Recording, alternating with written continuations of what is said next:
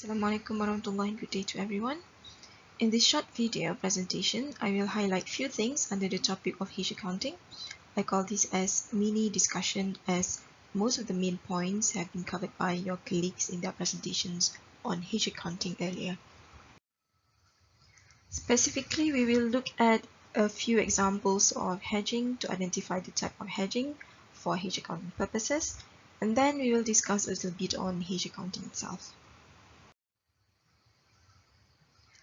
Before we go into types of hedge accounting, I would like to highlight that hedging is a risk management strategy.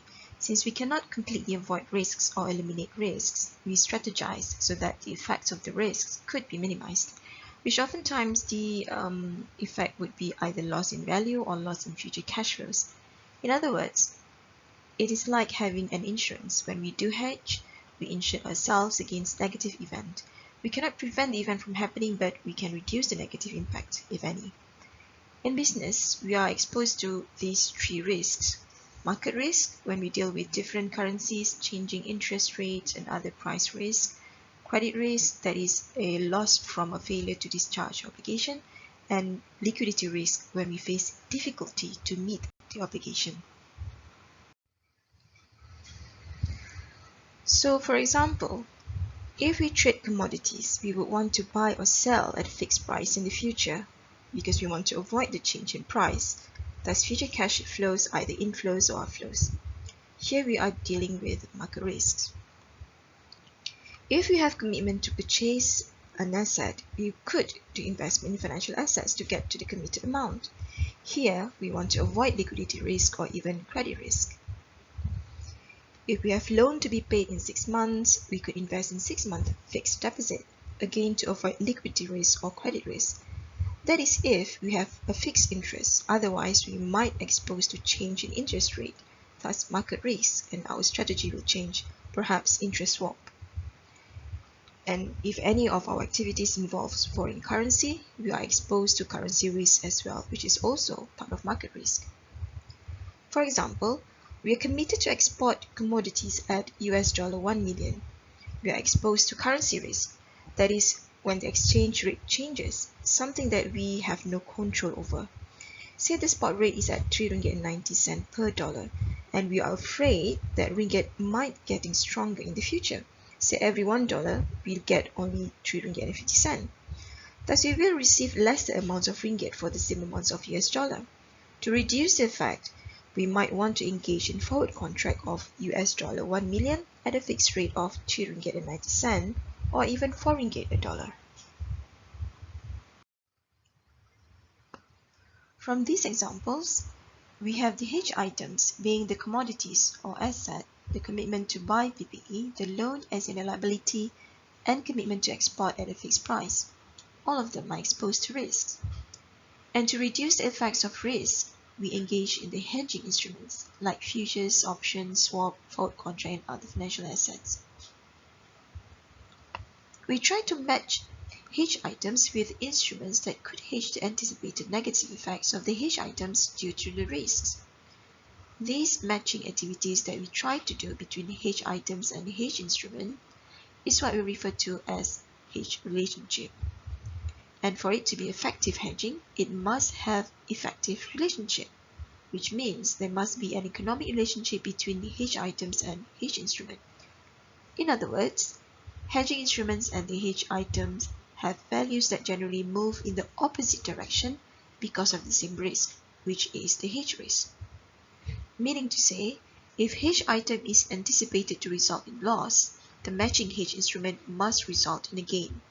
So hopefully the gain in hedge instrument could cover for the anticipated loss in hedge item. Of course, hedge relationship is rarely perfect, but at least we could reduce the exposure that is the anticipated loss.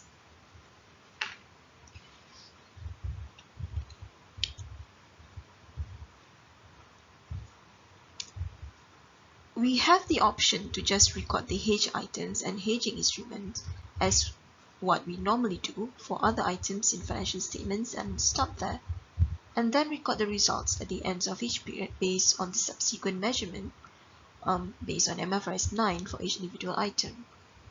Or we can apply hedge accounting, where we recognize the hedge relationship between the hedge items and hedge instruments. Meaning, we match the results from hedge items with their hedging instruments. So in one hand, we have, for example, financial assets with a loss, and on the other hand, we have financial asset with a gain. The objective of us applying this hedge accounting is to reduce the volatility in the reporting performance. So instead of having one financial asset at a loss, we would have reduced the negative effect by also reporting another financial asset with a gain. And the way we do hedge accounting is by focusing on whether the hedge relationship is about fair value or cash flow or net investment in a foreign operation, which focus on currency risk and thus cash flow, therefore will be treated like cash flow hedge. But of course, again, the hedge accounting, as mentioned by your colleagues in their discussion, is just optional. And we have to remember that part of the requirements to apply hedge accounting, we must make sure and must be able to prove that the hedge relationship is effective. Before we assess the examples, let us revise the type of hedge relationship discussed by your colleagues. We first have fair value hedge, where the focus of this hedge is the changes in fair value of an asset or a liability that we want to identify as hedge item, thus will affect profit or loss. Then we have cash flow hedge that focus on the exposure or variability of cash flows and will also affect profit or loss. And the third one is the hedges of net investment in foreign operation, which will be exposed to currency risk. Thus, we would be focusing on cash flows as well, thus treated the same as cash flow hedge. Let us look at this example. We have Quantum Trading Berhad, who has obtained 5 million ringgit short-term loan secured by its inventory of 1,000 tons of silver at the cost of 5.2 million. The bank has asked Quantum to provide another means of security should the value of silver inventory fall below the value of the loan. So Quantum sell the inventory forward by entering into 12-month futures contract at the price of 5,200 ringgit a ton. We simply need to ask ourselves, what is the concern of the firm in this case? Then we could identify whether the hedging done is on fair value or cash flow. Pause this video for a while and give it a thought for a minute. What do you think? What is the concern of this firm in this situation? That is correct. The firm is concerned about the value of its silver inventory. Whether the value of its silver will decrease in the future, thus when it is sold, it might give a value less than 5 million ringgit, say at 4 million, if the value of silver falls to 4,000 ringgit per ton. This means that the firm would not be able to cover for the amounts of loan at 5 million ringgit. Therefore, the hedge is fair value hedge. Now let's say that a Malaysian logistic company entered into a 1-year contract with a multinational company to provide transportation to transport its goods. The contract dictates that Quantum Berhad will be paid USD 1,000 for every kilometer for a minimum guaranteed kilometer of 12,000 a year. Payment will be made every quarter. Quantum Berhad enters into a 3-month forward contract to sell USD 3 million at 4 ringgit and 13 cents a dollar. What do you think will be the concern of Quantum Logistic Berhad in this situation? Give yourself a minute to think about it, or you may pause this video. So what do you reckon? That is correct. The concern is over the cash flow or the revenue from the contract. If the exchange rate changes, so will the amounts of revenue, especially if Ringgit Malaysia strengthen. Therefore, it will get a much lesser amount of revenue in Ringgit Malaysia. Thus, in this situation, the hedge is a cash flow hedge. Now let's say that Quantum is a manufacturing company and has commitment to purchase 3,000 tons of palm oil in 6 months' time for its own production. It enters into a 6-month forward contract of a palm oil at 2,400 ringgit per ton. What is the concern of the firm in this situation?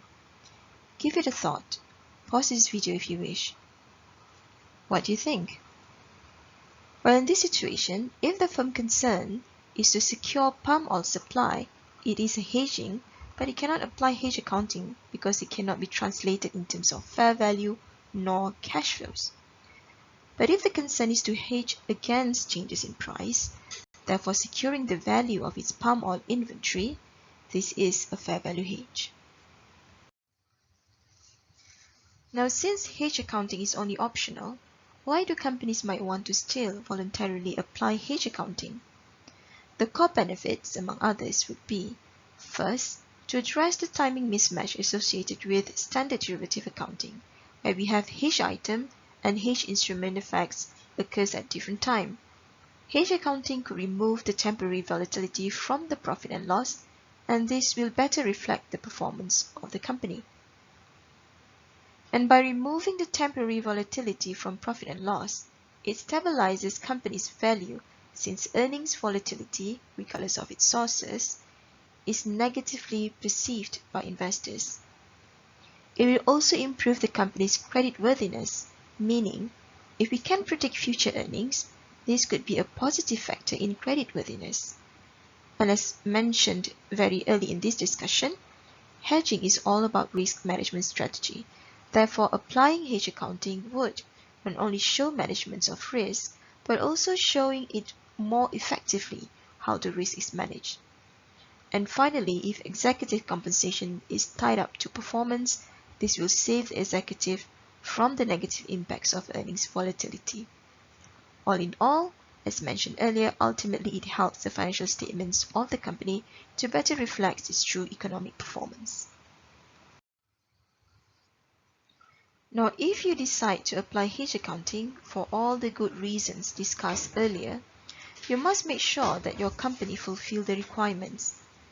I'm not going to discuss these as your colleagues have discussed it in great details. I will only summarize them here. First, we have the requirements for a qualified hedging instruments. We may refer to sections paragraph 6.2 of MFRS 9. In short, it must be derivative measured at fair value through profit or loss, and the contract must be with party external to the reporting entity, including external to group, and it can also be a non-derivative financial assets or liability, but it must be measured at fair value through profit or loss, and it must be a hedge of foreign currency risk. And we must also fulfill the requirements for hedge items. For this, we can refer to paragraph 6.3 of MFRS 9. In short, it can be either an asset or a liability, or an unrecognized commitment, like in the earlier example where Quantum Manufacturing has a commitment to purchase 3,000 tons of palm oil, perhaps due to the demand for its end product in a contract with a customer, and a forecast transactions or net investment in a foreign operation. Hedge item can also be a single item or a group of items. Hedge item must also can be reliably measured, highly probable for a forecast transaction, and it can also be from a combination of exposure and a derivative. You may refer to the in-depth explanations in the appendix of the standard. And then we have requirements for the hedge relationship between hedge items and hedge instruments in paragraph 6.4. In short, the relationship must only consist of eligible hedge items and hedge instrument as explained in paragraph 6.2 and 6.3 earlier. There must be a formal designations and documentations for the hedging relationship, and the hedging relationship must be effective. In that, the relationship must be economic, the effect of credit risk does not dominate the value changes, and hedge ratio, that is the quantity of hedging instruments per quantity of hedge item, used for hedge accounting should be the same as that used for risk management purposes. A deliberate imbalance is not permitted. If we have fulfilled all the requirements, then we can apply hedge accounting. Now, as we discussed earlier in this discussion, we know that hedge accounting is all about matching gain or loss on hedge items with gain or loss of hedging instruments. What we meant by that is the process of matching the offsetting effects of the hedge relationship in the profit or loss or other comprehensive income. So when do we do the matching then? Basically, it's when fair value changes at the end of financial year for fair value hedge and when hedge item affects profit or loss for cash flow hedge. In that, we recognize the changes in the fair value of both hedge item and hedging instruments in profit or loss for fair value hedge, and recognize changes in fair value of hedging instruments in other comprehensive income as a deferred item and recycle to profit and loss when hedge item affects profit and loss. For fair value hedge, even if the hedge item is recognized at fair value through OCI, we must recognize the gain or loss in profit or loss during the hedging period. If the hedge item is recognized at amortized cost, we need to adjust the carrying amount of the debt instrument during the hedging period, where the new carrying amount must use the new effective rate, and this will affect the amortized amount transferred to profit and loss. And if the hedge item is a commitment, we can only apply hedge accounting to hedge price or currency risk. Eventually, hedge accounting would recognize the opposite results of hedge instruments and hedge item. For cash flow hedge, gain or loss on hedge instrument is recognized in other comprehensive income as a deferred amount, but only the effective portion, where the changes in value of hedging instruments offset the changes in the value of hedge item. So when there is a loss in hedge instrument, we will debit effective portion in OCI and ineffective portion direct to profit and loss. And when there is a gain in hedge instrument, we will credit the effective portion in OCI and ineffective portion direct to profit and loss. And when we derecognize hedge instrument, we need to see if the balance in the related reserve is positive or negative. If we have positive balance, we will write it off against hedge instruments by debiting the cash flow hedge reserve and credit the hedge instrument account, and vice versa. Finally, the only question left to ask is, do we really want to consider hedge accounting? Because to apply hedge accounting, even if the accounting entries itself is quite simple, it is in fact very challenging to apply it, which leads some companies to actually avoid it. The difficulties can arise from three things. First, the documentations. To satisfy the documentation requirements, which is essential in applying hedge accounting, everything must be in place for both hedge items and hedge instruments, and should include descriptions of the type of hedge, the hedge instruments and hedge items, the hedge risk, the hedge relationship, and the hedge strategy together with the company's risk management objective. Second, the effectiveness testing. Remember, if we want to apply hedge accounting, we must make sure that the hedge accounting is effective, and we must prove that. Since we do hedging for something that would settle in the future period, we must do testing to prove this. This includes a test to demonstrate that an economic relationship exists, and a test to assess the extent of the relationship. And this requires valuation skills and the understanding of the requirements of the standard, that is MFRS 9, as well as the access to market data. Compiling data from different sources can be challenging, especially for companies with limited resources. This is fundamental since, as we seen earlier, this will be determining the accounting entries in terms of effective portions and ineffective portion. Third, accounting expertise. No doubt that in relation to the effective testing, accounting expertise is required to report the results of the test correctly. Similar to the testing, accounting expertise could be in-house, or if we do not have the expertise, we need to outsource, and this means additional cost to us. Also, accounting team will need to collate a range of data relating markets, interest rates, previous accounting entries, and the hedge itself in order to carry out effectiveness testing. On top of these three, actually, it is also challenging to relate hedging instruments to hedge items, especially if a single hedge is used to cover a number of different exposures. So basically, companies need to weigh the benefits and the costs of applying hedge accounting before deciding on whether to apply it. For various illustrations, you may refer to, among others, Picker et al. And Tan Leong Tong, or guidelines released by accounting firms and professional bodies. Hopefully, this short discussion would add to your understanding on Hedge Accounting. Thank you very much for watching, and I see you in other discussions, inshallah. Wassalamualaikum warahmatullahi wabarakatuh.